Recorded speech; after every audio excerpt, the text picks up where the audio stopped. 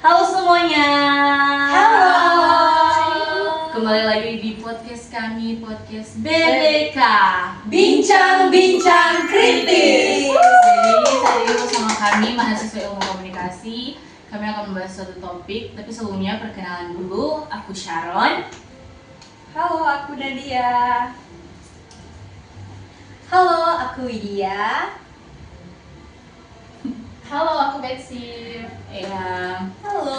Jadi saat ini kami akan bahas topik mengenai yang masih hangat ya, soal kecelakaan kereta api April lalu. Tapi kami akan bahas strategi humasnya di sini. Sebelum itu, kita mau mengucapkan turut berduka cita kepada keluarga maupun korban yang terkena dampak dari kecelakaan ini. Kiranya keluarga diberikan ketabahan, kesabaran, dan para korban diberikan tempat yang terbaik di sisi Untuk orang-orang yang trauma karena Iya. hal itu juga kami turut berduka cita ya. Oke, dan saat ini kan topik kami itu analisis strategi humas KAI saat menghadapi krisis masalah kecelakaan itu kan. Nah, karena kita akan bahas strategi humasnya, mungkin aku akan jelaskan dulu kali ya apa sih humas ini dan perannya itu apa. Jadi simpelnya humas ini tuh jembatan komunikasi antara sebuah perusahaan atau instansi dengan masyarakat atau publik. Dan peran humas ini tuh untuk membangun citra positif, bukan pencitraan ya teman-teman. Ya, benar. Untuk membangun citra positif lewat membangun kepercayaan, membentuk opini publik, dan menangani krisis saat terjadi masalah seperti yang akan kita bahas. Nah, saat ini aku mau tanya nih sama Nadia, ya. Aku mau tanya soal, kan saat ini kita akan bahas saat krisis kecelakaan itu terjadi, tapi penasaran nggak sih kronologinya gimana? Ya, Jadi mungkin Nadia bisa jelaskan dulu masalahnya itu seperti apa, kronologi kecelakaan kereta api itu seperti apa? Jadi singkat aja ya. Ya singkat aja. Jadi waktu kecelakaan itu terjadi, jadi disclaimer, kecelakaan ini terjadi dari kereta api Argo Bromo dengan KRL. Awalnya itu dari salah satu taksi yang mogok di tengah rel kereta. Terus dari arah berlawanan taksi, ada KRL yang mau melintas dan belum sempat berhenti. Akhirnya KRL ini menabrak taksi tersebut. Nah, di jalur sebelahnya ada KRL yang hendak melintas. Karena di depan sudah ada kecelakaan terlebih dahulu, nah KRL di jalur sebelah ini mereka memelankan laju KRL-nya. Iya. Tapi dari arah belakang KRL, karena mungkin ada kesalahan, karena tidak ada penanda kalau di depan ada terjadi kecelakaan, Yang lampu hijau. ya, jadi tidak ada penanda, makanya dari kereta api Argo Bromo ini tidak tahu kalau di depan mereka sedang ada kecelakaan. Dan KRL ini di depan ada KRL yang berhenti, jadinya kereta api Argo Bromo ini belum sempat memelankan laju keretanya, akhirnya menabrak gerbong wanita dari KRL Yang paling belakang. Iya, yang paling belakang. Iya. Itu sih singkatnya. Chaos banget ya hari itu. Mungkin kalau misalnya kita bahas teorinya dulu deh, kalau terjadi kecelakaan seperti itu, kalau secara teori humas, maksudnya kalau secara teori dulu, yang harus dilakukan humas saat ada krisis seperti itu, apalagi kan kecelakaannya makan korban. Nah, yang harus dilakukan itu harusnya apa gitu sebagai humas? Jadi gini. Nah, kalau kita bicara saat krisis, posisi humas itu sebenarnya harus menjadi kapten dari komunikasi. Jadi dia harus menjadi pemimpin di dalam komunikasi. Dan selanjutnya, kalau di dalam situasi yang terjadi, Krisis. ya Gitu. di saat terjadi krisis, biasanya kan kalau tidak cepat ditangani atau tidak cepat bergerak, nah biasanya rumor-rumor banyak yang beredar. Karena itu kalau sudah rumor ini beredar, banyak sekali informasi yang masuk. Nggak tahu lagi itu informasi benar atau hoax. salah. Nah, disinilah peran krusial humas. Kenapa? Karena humas ini harus menjadi pusat informasi tunggal. Jadi selain dia harus menjadi kapten, dia juga harus menjadi pusat informasi tunggal. Nah, kenapa harus satu pintu? Supaya tidak ada kesimpang siuran informasi seperti itu. Jadi intinya sebagai humas ini harus di captain. Yes. Iya, kapten komunikasi. Nah, saat ini aku mau tanya sama Kak Widya, kalau dari kacamata netizen saat itu, menurut Kak, respon awal humas KAI ini udah cepat belum sih saat krisis kecelakaan itu terjadi? Kalau dari kacamata netizen ya, yang kan tadi dia bilang banyak sekali informasi-informasi yang masuk, ya kan? Oke, jujur dari aku sendiri, dari berita-berita yang beredar media sosial maupun di TV, respon dari Humas KAI sendiri itu gercep. Mereka langsung memberikan informasi bahwa terkait ini kecelakaan di sini, memakan korban seperti ini. Dari mereka pun gercep memberikan informasi.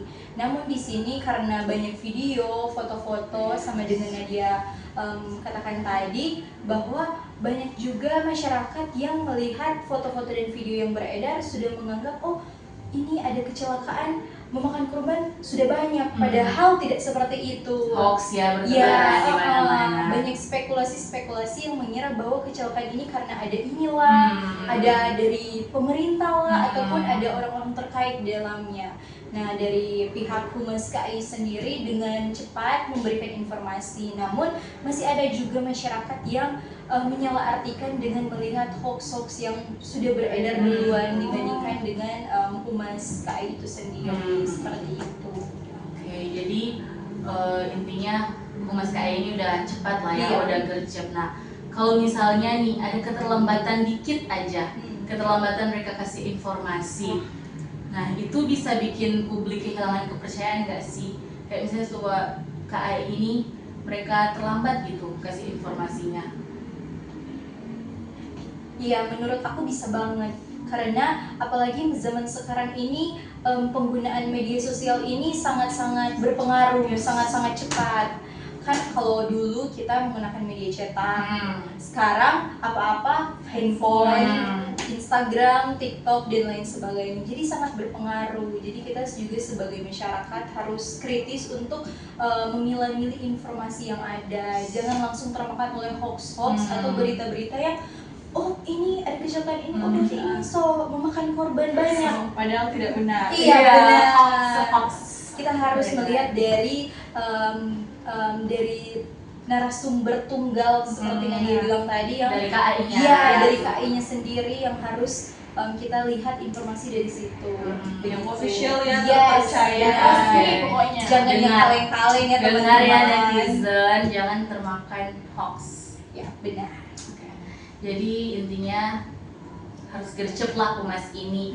Nah, sekarang aku mau tanya nih sama Kak Betsy kan, setelah kecelakaan itu terjadi, krisis itu terjadi, strategi humasnya KAI ini udah efektif nggak sih? Dan bisa nggak dijelasin sama Kak Betsy? Oke, jadi yang aku lihat ya, yang aku lihat tanggapan dari Humas PT KAI ini sudah sangat cepat gitu, karena yang aku baca juga beberapa hari ini kayak bahkan 6 jam setelah kejadian dari pihak KAI itu mereka mengeluarkan pernyataan resmi begitu dari berbagai media yang ada, dan juga bukan cuma kecepatan informasi, tapi mereka itu mengungkapkan adanya transparansi begitu.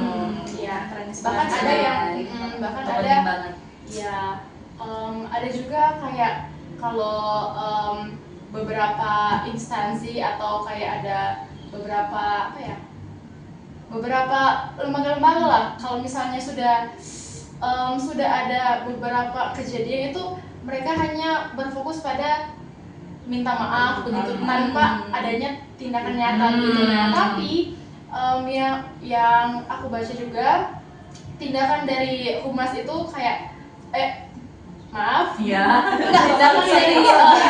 tindakan dari KAI itu sendiri ya, itu bukan cuma meminta maaf, tapi mereka juga bilang mereka akan akan memberikan setiap informasi secara terbuka, transparan juga, dan bukan cuma itu, dan juga ngomong-ngomong tentang transparan, Ya. mereka juga mengadakan konferensi pers yang melibatkan PT KAI, dan juga yang aku lihat nih ada KNKT, itu tuh Komite Nasional Keselamatan Transportasi gitu. Jadi alih-alih menutup setiap investigasi, tapi dari pihak humas yang dari PT KAI itu mereka sangat terbuka begitu, transparan masyarakat yang ada, dan juga untuk untuk berbagai informasi yang ada juga mereka tuh membuka posko informasi. Informasi Iya. gimana itu, Kak? Oke, Iya. informasi lainnya. Oh ya. Jadi kalau media-media yang ada atau bahkan para keluarga korban, mereka bisa langsung datang begitu untuk melihat apakah ada gitu. Udah sampai keluarga. Iya, dari pihak humas sendiri nggak menutupi yang Ya, terjadi. mereka Keluarga dengan terang-terangan lihat, oh ini kejadian di sini, Iya. tabrakannya di sini. Transparan aja gitu. Iya. Dari aku juga lihat nih dari Instagram kereta api kita, bisa kalian lihat sendiri juga buat pastiin dari pihak KAI ini memberikan layanan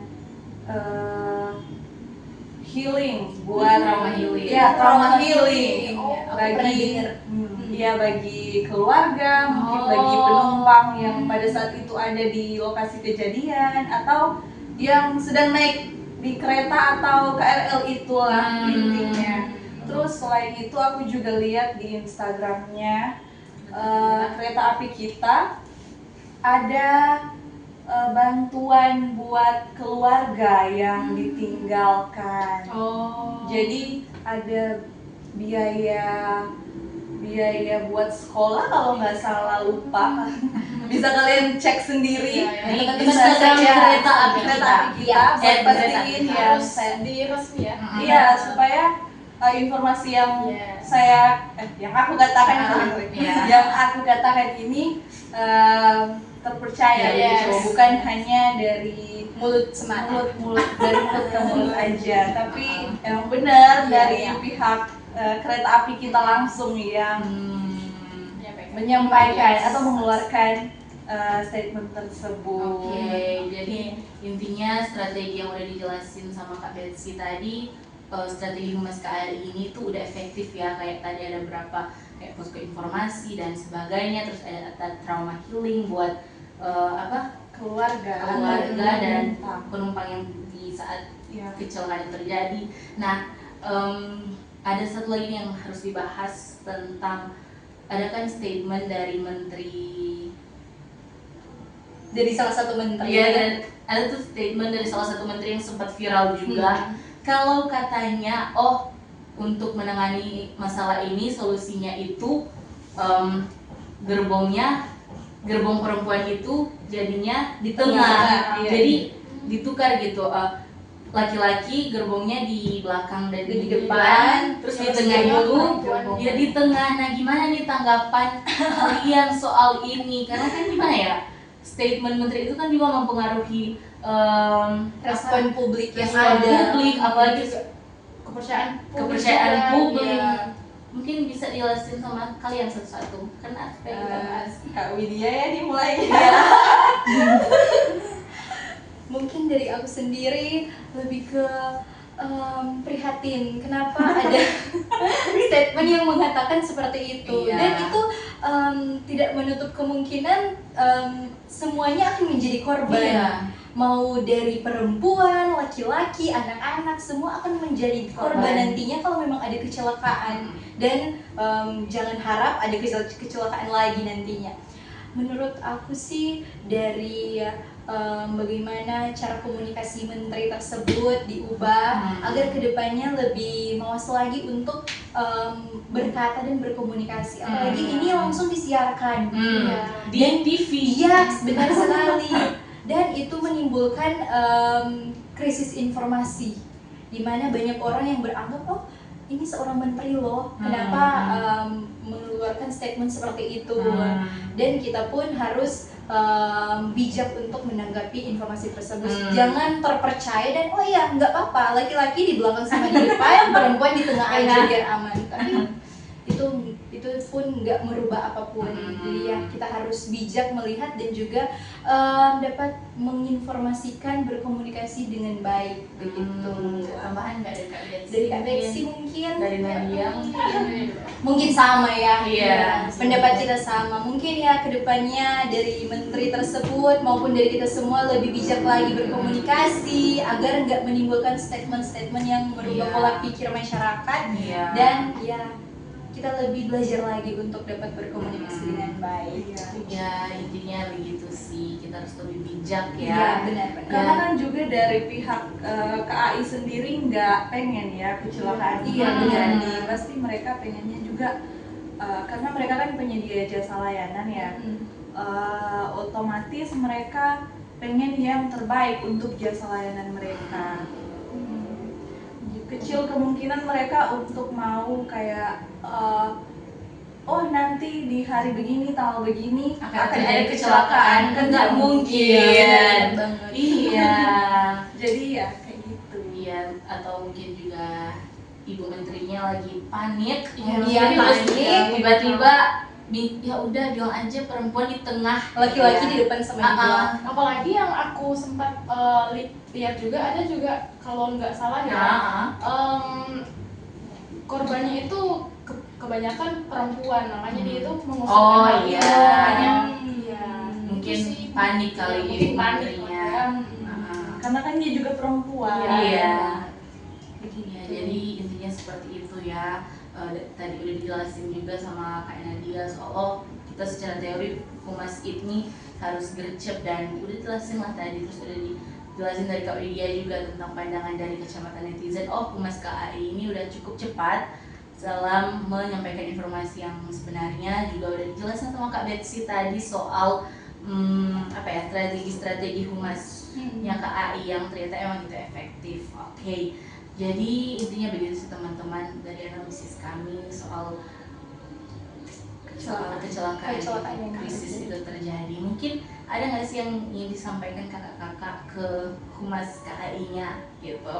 Ya kan kita sebagai calon humas nih teman-teman. Amin. Walaupun Amin. kami masih Amin. mahasiswa, jangan pandang enteng ya. Yes. Kami akan jadi humas nantinya. Benar. Jadi kami akan mau kasih kesan-pesan kepada kakak humas yang di KAI itu, karena strategi mereka keren-keren loh. Yes, Kayak tadi, karena mereka nggak cuman memperbaiki citra, enggak, mereka cepat, terus mereka transparansi dan empati juga, ada Kepada trauma dia. healing, ada Benar-benar. ya itu keren ya. Dari Kak Nadia dulu deh. Kalau dari aku buat humas PTKI itu udah best Ivy, best banget. Cuma itu. Iya. Oke. Mungkin dari aku sama juga sama dengan Nadia best, dan juga tentunya dapat belajar lagi supaya buat kedepannya supaya kedepannya kita yang masih menempuh pendidikan di bangku kuliah ini dapat juga mencontohi humas KAI yang gercep, yang transparan dan empati, penuh empati itu sih teman-teman. Dan Dari dari aku Betsy. sih lebih ke para masyarakat yang ada ya. Iya. Itu harus lebih bijak lagi sih, karena Benar-benar. informasi ini sangat cepat begitu, dan kebanyakan orang tuh suka suka mengonsumsi informasi yang instan begitu. Ah. Dan untuk para kalian yang calon-calon humas tuh harus melihat berbagai informasi dari berbagai sudut pandang dan juga harus resmi teman-teman. Oke. Karena ada banyak sekali simpang siuran informasi. Statement. Iya, Benar banget. Itu Iya. sih dari aku. Oke. Oke. Keren banget ya, intinya itu dia teman-teman analisis dari kita yang pastinya bisa kita contohi sebagai calon humas nanti. Strategi-strategi humas KAI ini yang mereka mengandalkan kecepatan, transparansi, dan Juga empati. yes. Baik, mungkin itu dia ya pembahasan kita kali ini. Terima Yes. kasih untuk kakak-kakak ini Iya, yang terima kasih kembali. sudah mau membahas bersama masalah yang terjadi April lalu. Sekali lagi kami turut berduka cita untuk korban dan keluarga keluarga. korban, Iya. untuk semua yang merasakan trauma di tempat kecelakaan. Semoga pembicaraan ini bermanfaat dan sampai jumpa di podcast selanjutnya kalau ada. See Sampai you. jumpa. Dadah. BBK. Kue.